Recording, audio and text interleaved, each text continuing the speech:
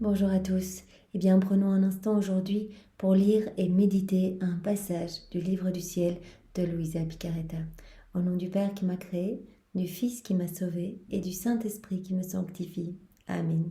Jésus, je me plonge dans ta divine volonté, je m'unis à toi, je m'identifie à toi, je me consume en toi, je fusionne ma volonté dans la tienne et je te demande, comme tous les jours, Seigneur, eh bien, de venir me remplir à ras-bord de ta présence, de ta lumière, de ton Esprit Saint, de toutes tes grâces, de tes bénédictions, de ta puissance, de ta sagesse. Viens, Jésus, établis-toi dans mon âme et opère à partir de toute mon humanité que je te donne, vraiment que je t'offre un jour de plus en gage de mon amour pour toi. Et je le fais vraiment au nom de tous, dans ta divine volonté. Jésus a investi tout au long de ma vie, je veux vraiment jusqu'à mon dernier souffle, ce soit toi qui agisses en moi, et bien investis mes regards, sois présent dans mes paroles, dans mon souffle, dans toutes mes pensées, qu'elles soient vraiment ordonnées en toi, sois présent dans toutes mes actions, que ce soit tes mains divines dans les miennes. Viens dans chacun de mes pas, soit dans mon souffle, mes respirations, dans mes battements de cœur, dans chacun de mes mouvements conscients et inconscients. Que tout soit fait pour toi, que tout soit fait par toi et que tout soit fait totalement immergé en toi, dans ta divine volonté, et que tout amène de la gloire. Seigneur, c'est vraiment ce que je souhaite, c'est que ma vie, par les moindres de mes mouvements, eh bien, puisse être une action de louange, d'amour et de gloire pour toi, vraiment au nom de tous ceux qui ne t'aiment pas, de tous ceux qui ne veulent pas de toi. Jésus, maintenant, eh bien, viens nous disposer tous pour recevoir ce nouvel enseignement. Ouvre nos cœurs, nos intelligences, prononce vraiment ton ephata pour que nous puissions recevoir chacun de ces mots que tu as bénis et que ces mots puissent eh bien, s'enraciner dans nos âmes, puissent vraiment se diffuser dans chacune de nos cellules et que nous puissions mettre en pratique ces connaissances qui sont des vies divines, et bien que nous puissions vraiment nous unir à toi tout au long de nos journées, que nous puissions penser à vraiment t'appeler dans toutes nos actions pour que nos vies portent du fruit pour ta gloire, celle de ton Père et celle de l'Esprit Saint. Viens maintenant, Jésus, parle à travers ma bouche, envoie-moi ton Saint-Esprit, que je reste toujours unie à toi dans ta vérité et que ce moment, eh bien, soit complètement béni, que ce moment devienne divin, éternel, puisque fait par toi, et qu'il puisse y avoir des répercussions, des effets magnifiques et bienfaisants sur toutes les âmes, qu'il y ait beaucoup de conversion, beaucoup de sanctification, beaucoup de purification au purgatoire, et vraiment, Seigneur, que tout le ciel puisse être en joie par ce moment que nous t'offrons, Seigneur. Alors le passage que nous allons méditer est celui du 23 janvier 1924, nous sommes dans le volume 16. C'est Luisa qui parle. Je m'abandonnais totalement en la sainte volonté de Dieu en me disant, par son fiat créateur, la divinité forma tout l'univers par lequel elle manifeste à travers chaque chose créée son amour envers les hommes. Voilà, par le fiat. Il y a eu plusieurs fiat et à chaque fiat, eh bien, toute la création a pu être mise en place et à travers chaque chose créée, il y a tout l'amour de Dieu. Mais il y a un amour immense pour nous. Cette création a été vraiment faite pour nous. Donc vraiment, c'est cet amour qui se déverse à travers tout ce qu'il y a autour de nous pour que nous puissions nous en réjouir et aimer la Trinité. Voilà, donc c'est à travers chaque chose, l'amour de Dieu se déverse envers les hommes.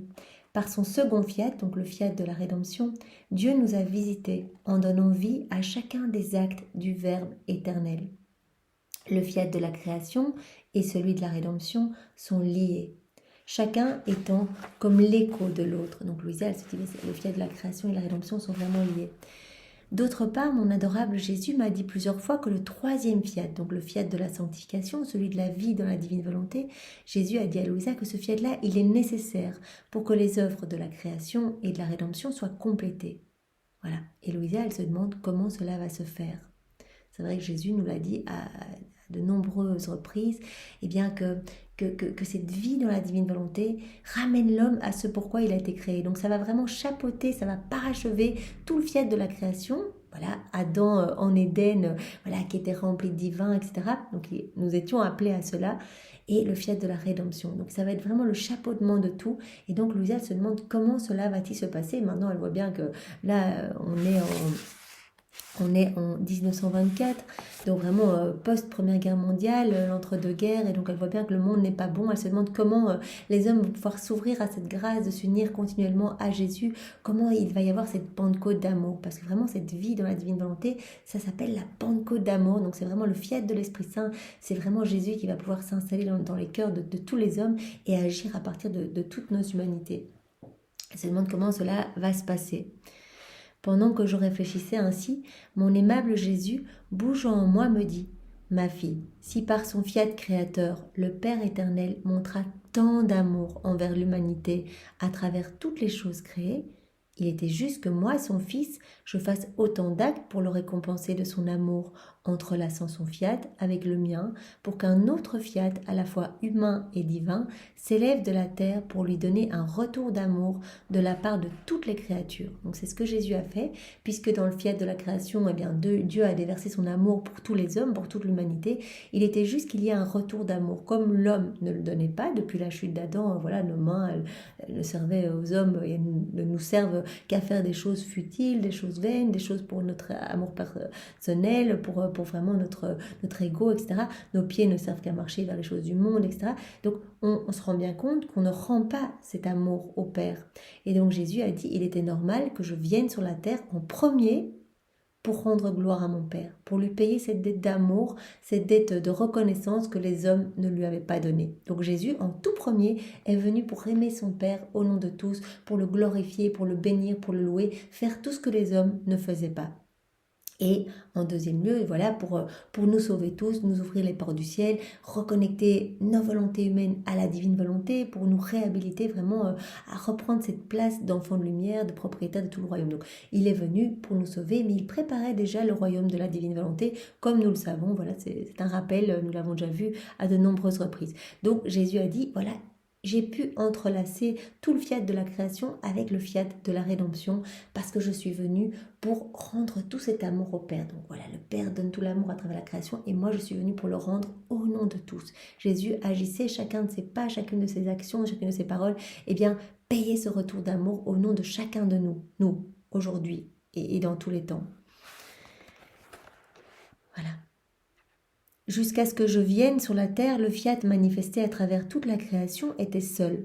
Voilà, avant que Jésus vienne, eh bien le fiat, tout cet amour manifesté partout dans la création était tout seul, il n'y avait pas la réciprocité d'amour. Mais quand je suis venue, il n'était plus seul et ma première tâche fut de manifester à mon Père autant d'actes que ceux qu'il avait accomplis dans la création. Ainsi, par mon propre fiat, le fiat de la création avait un doux et harmonieux compagnon, le fiat de la rédemption. Donc vraiment, les deux fiats sont entremêlés, cet amour donné et cet amour rendu par le Fils. Mais l'Éternel ne veut pas se limiter à ces deux fiats, il en veut un troisième. Et celui-là, Louisa, c'est toi qui dois le réaliser. C'est pourquoi, à maintes reprises, je t'ai tiré hors de ton corps et t'ai placé dans les fiats de la création et de la rédemption, de telle manière que tu puisses y prendre ton envol.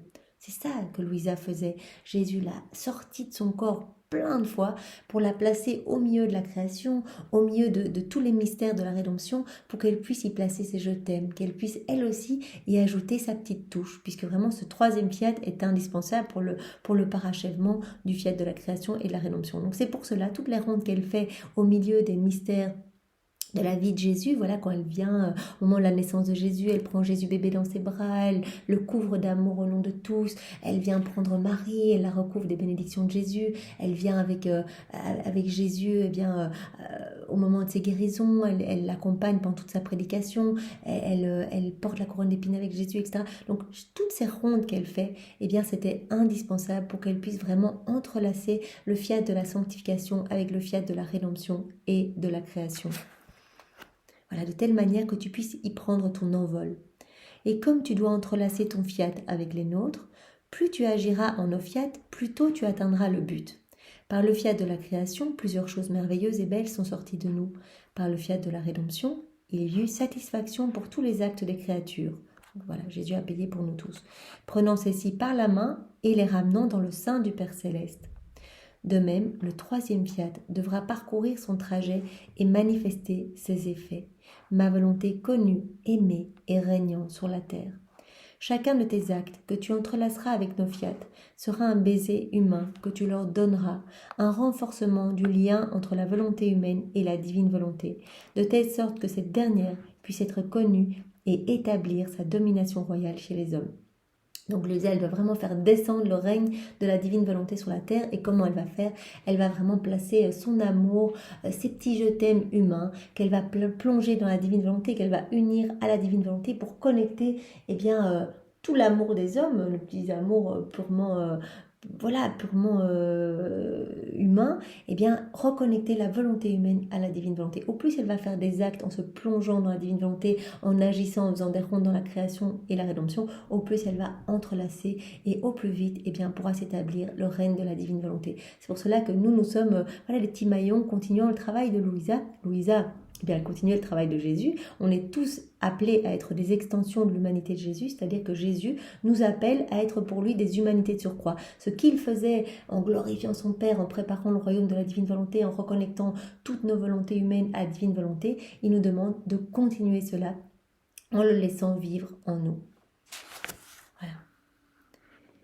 Tout consiste à faire connaître la divine volonté. Le reste viendra par soi-même. Donc Louisa, elle a cette mission de devenir la dépositaire de tout le royaume de la divine volonté. Elle va prendre tous les actes que Jésus a accomplis lors de son passage sur la terre dans sa divine volonté. Donc tout ce que l'humanité de Jésus a fait dans sa divine volonté, Jésus place tout cela en Louisa qui en devient la dépositaire.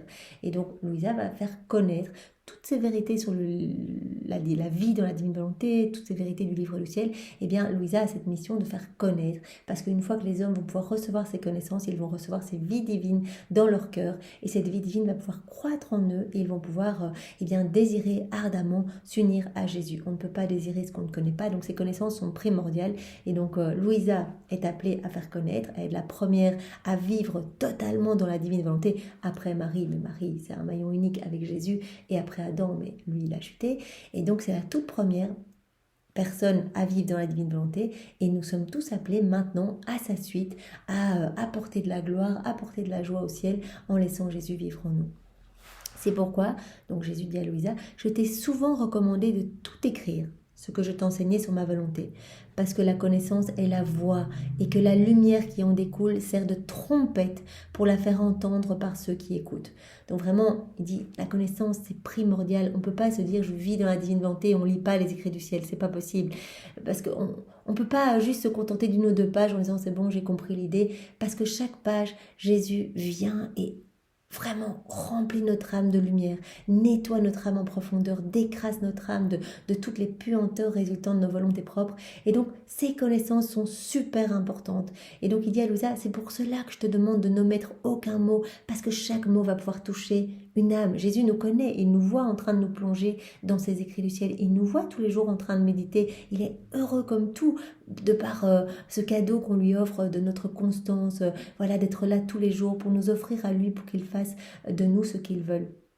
Et donc il a vu que certaines âmes allaient être touchées par tel passage, d'autres âmes par un autre passage encore. Et donc tous les passages, tous les mots sont importants, parce qu'il a vu que ses enfants allaient revenir petit à petit à lui et allaient réparer au nom de tous ceux qui ne veulent pas se tourner vers Jésus, au nom de tous ceux qui préfèrent vivre dans leur volonté propre, et allaient réparer, allaient réinstaurer vraiment cette belle harmonie, ce flux et reflux entre le ciel et la terre. Donc il dit c'est super important, mes écrits sont comme une voie vraiment pour ramener tous les enfants à leur juste place d'enfants de lumière, et les enseignements que je te donne, cela va faire comme de la lumière en fait dans ton cœur. Ça va faire comme de la lumière. Toute cette lumière qui en découle, ça va vraiment être comme des sons de trompette en fait.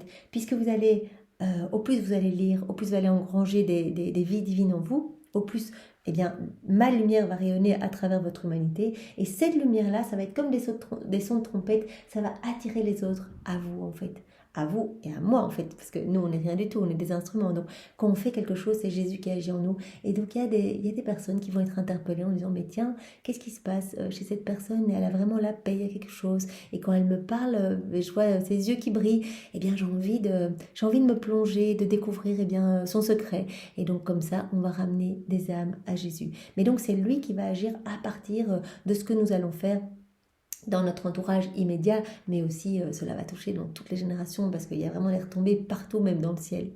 Donc vraiment, cela crée de la lumière, cela crée comme une musique enchanteresse qui va ramener les âmes à Jésus. C'est ce que nous voulons. Voilà, donc cette lumière en fait est comme une trompette qui résonne et elle résonne d'autant plus qu'elle a de connaissances à manifester. Au plus on va lire, au plus il va y avoir cette musique mélodieuse qui va se dégager de notre humanité, qui va vraiment aller toucher tous les cœurs de toutes les générations, etc. Plus il va y avoir ces connaissances, plus il va y avoir de la lumière, plus il va y avoir de la musique, plus de gens vont se précipiter vers elle. La connaissance prend l'attitude tantôt du prédicateur, tantôt du professeur, tantôt du père, tantôt de l'amoureux passionné.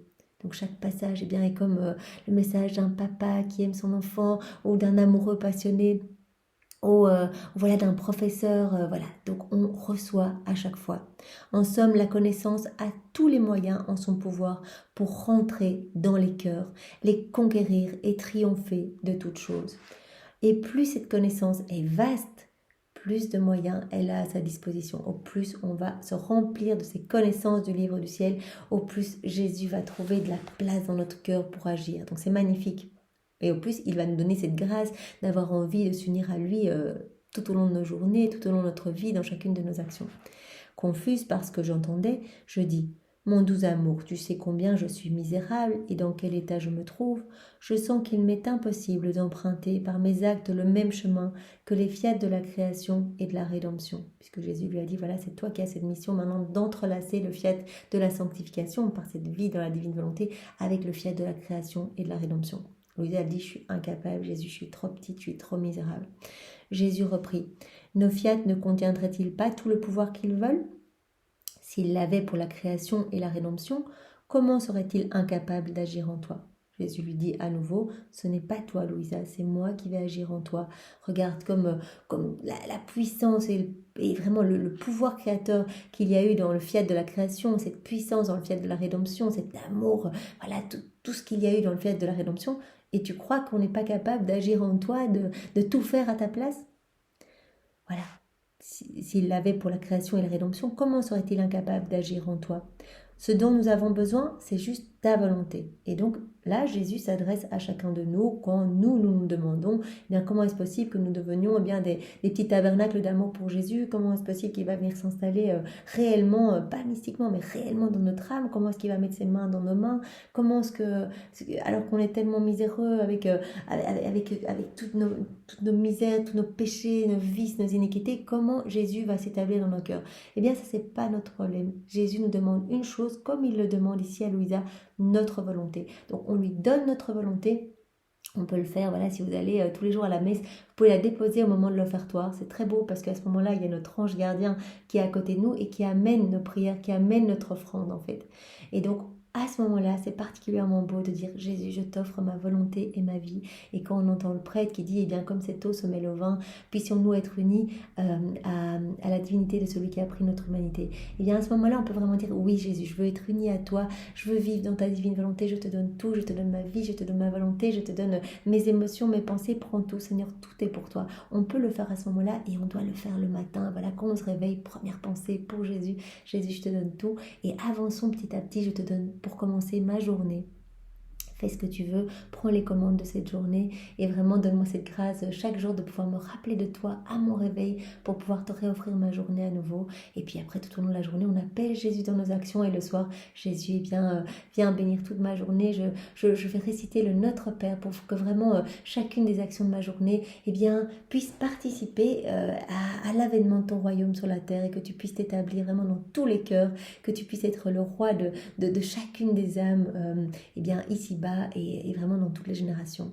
Donc vraiment c'est ce que nous pouvons faire et puis après on s'endort dans la divine volonté en refaisant toute notre journée et en nous mettant dans les bras divins de Jésus, en mettant notre cœur complètement abandonné dans son cœur sacré et en lui demandant de venir se reposer en nous pendant toute la nuit.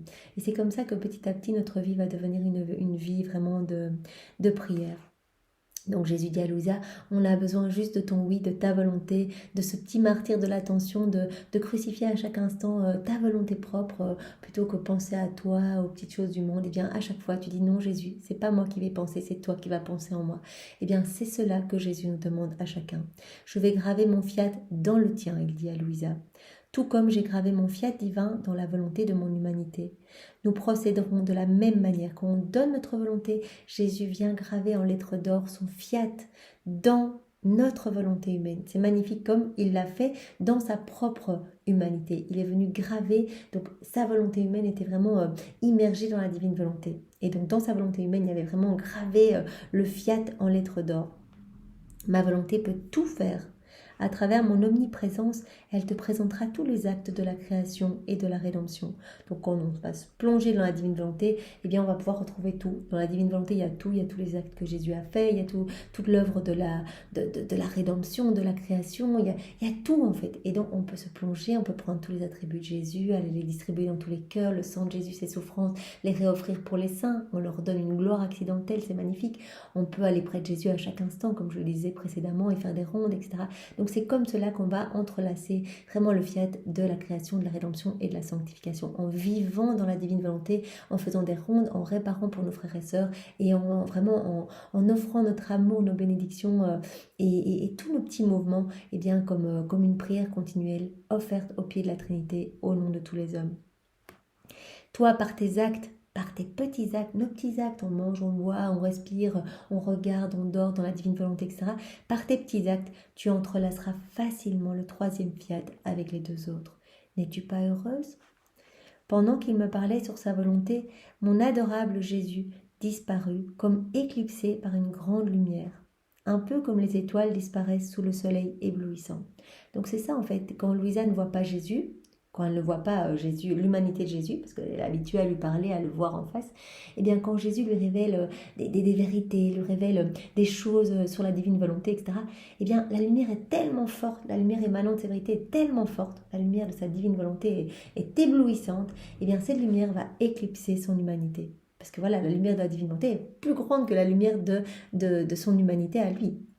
Et donc c'est pour cela que Louisa parfois elle dit mais Jésus où es-tu, je ne te vois pas, et en fait il est dans son cœur, mais cette lumière est tellement éblouissante que Louisa ne voit plus Jésus physiquement, voilà, avec ses deux yeux, son nez, sa bouche. Je lui dis Jésus ma vie, ne me parle plus de ta volonté, car ce faisant tu t'éclipses à l'intérieur de sa lumière et moi je reste seule. Elle dit arrête de me parler de ta divine volonté sinon je te vois plus et moi j'ai besoin de te voir, c'est comme de l'air pour moi. Comment se fait-il que ta volonté me fasse perdre ma vie, mon tout ? Jésus reprit. Ma fille, mon humanité a une grandeur moindre que ma volonté éternelle. Voilà, son humanité, voilà l'humanité de Jésus ici, eh bien, ça a une valeur moindre que sa divine volonté, qui est vraiment une lumière irradiante et qui contient tout en fait.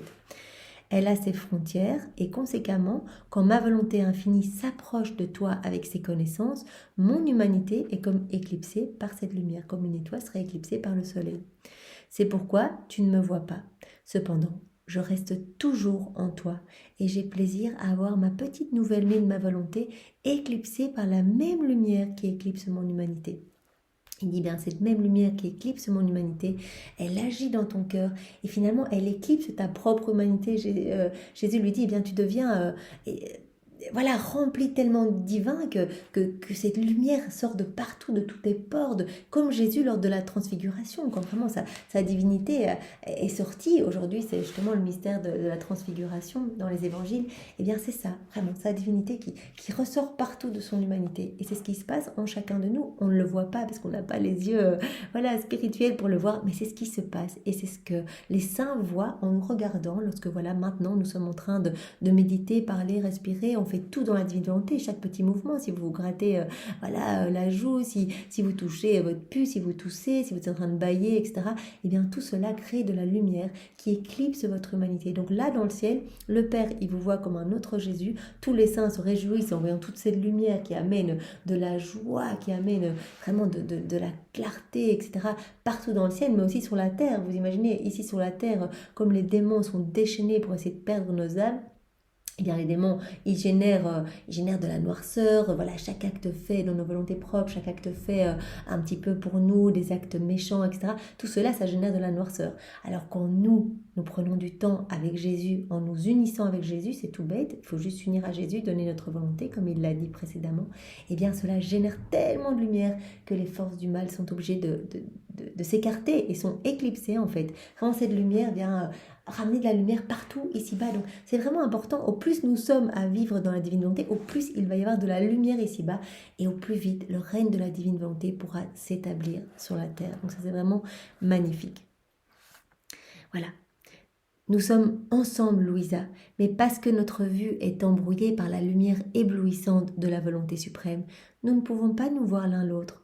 Peu importe si on se voit ou pas, Jésus, finalement, nous savons que tu es dans notre cœur parce que nous avons foi en tes paroles ici. Nous savons que ce sont tes mots, que tu les as bénis et tu nous dis que quand on s'unit à toi, Jésus, qu'on a cette intention de te faire plaisir et de te donner nos vies, ce que nous faisons à l'instant, eh bien ça y est, tu es en nous et il y a de la lumière qui irradie partout dans toutes les pièces de toutes les personnes qui sont en train de méditer ici maintenant.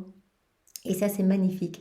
Qu'on te voit ou qu'on ne te voit pas, Seigneur, eh bien, tu es là et tu te réjouis de toute cette lumière qui amène vraiment de la joie, de l'amour et ta paix dans les cœurs. Vraiment, cette lumière, elle va se déposer dans les cœurs et nos frères et sœurs sont touchés, reçoivent des grâces. Donc, c'est magnifique. Même des personnes qui sont eh bien, terriblement fermées, qui ne croient pas en Dieu, etc. Eh bien, par ce moment que nous prenons maintenant, ils sont en train de recevoir des grâces. Il suffit que leur cœur s'ouvre un tout petit peu et ils vont pouvoir vivre une conversion magnifique. Il y a des personnes qui peut-être maintenant à Medjugorje sont en train de voir la Vierge, voilà les voyants. Eh bien toutes ces grâces sont octroyées parce que maintenant nous prenons un temps dans la divine volonté que nous avons pris hier, que nous prenons aujourd'hui, que nous prendrons demain.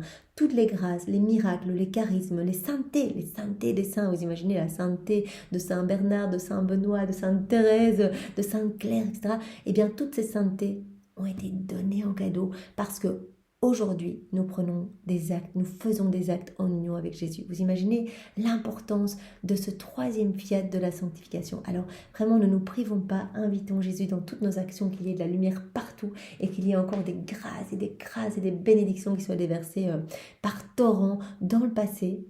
Voilà, des personnes, il y a 200 ans qui ont reçu des grâces parce qu'aujourd'hui on prend ce moment dans le présent, aujourd'hui, maintenant, des personnes qui sont en train de se jeter à genoux au pied du tabernacle, qui commencent à pleurer, à ressentir cette grâce d'amour, qui se sentent transformées et des personnes dans le futur qui vont se sanctifier. Donc vraiment, merci Seigneur pour tout ce que tu nous donnes, merci pour cette joie de découvrir ces écrits du ciel, merci pour tous tes cadeaux et merci vraiment pour cette union sanctifiante avec chacun de nous.